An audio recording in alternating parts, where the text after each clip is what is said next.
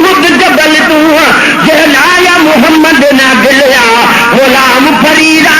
तू तो मंजूर वल क्या बुरियां चारी भलिया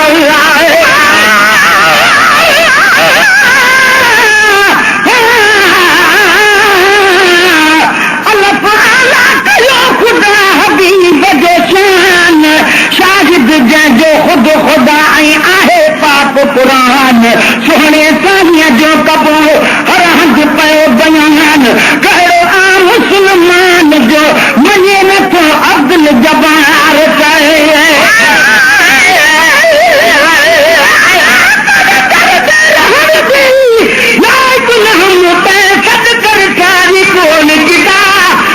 चीज खरीद रे हिक वारे कहे वन वन में तू खरीद किदा हे निस्बत ना निर्वार किदे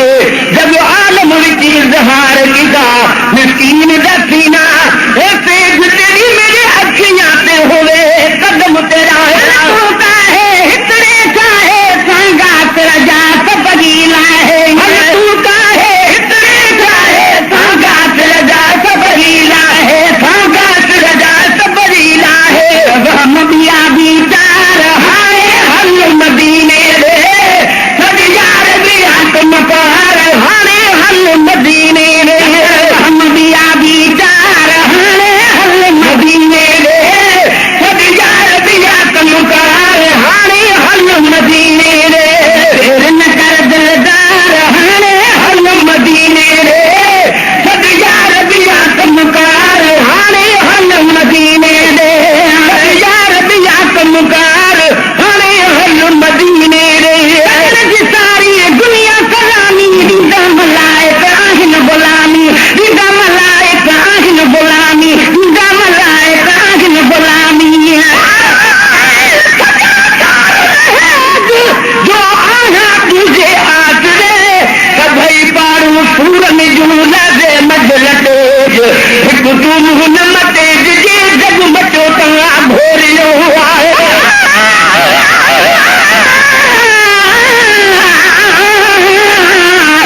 बेबरकत असांखे मिलियो आरबर आशिक़ जे मथां आहे पाक परबर दर्द दिल जा दूर सभई करे तो दिल बर वर तो दिल सां आजही दिल बर जो ही दर कहिड़ो आशिक़ उन्हीअ खे बुरो करे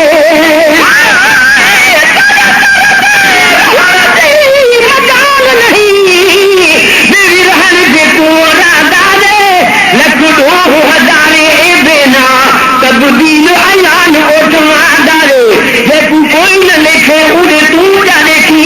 विच दो जग दे ओठो डारे मिस्कीन मुताज आझोली भली खैरात मोहब्बत मंगी डाले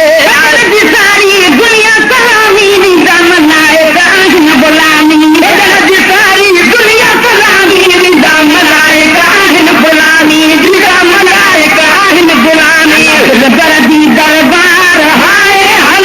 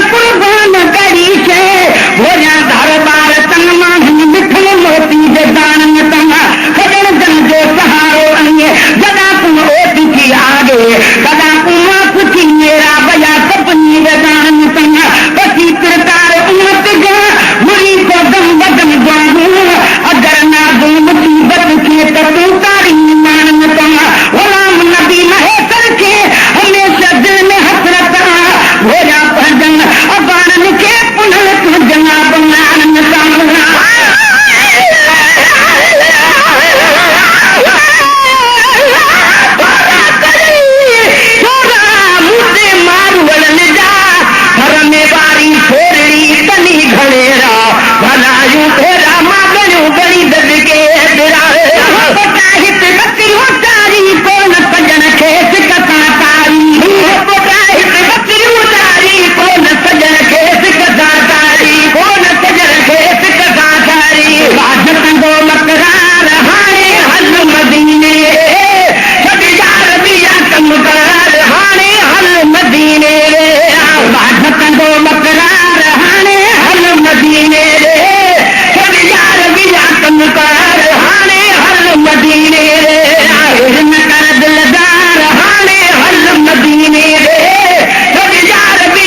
मुका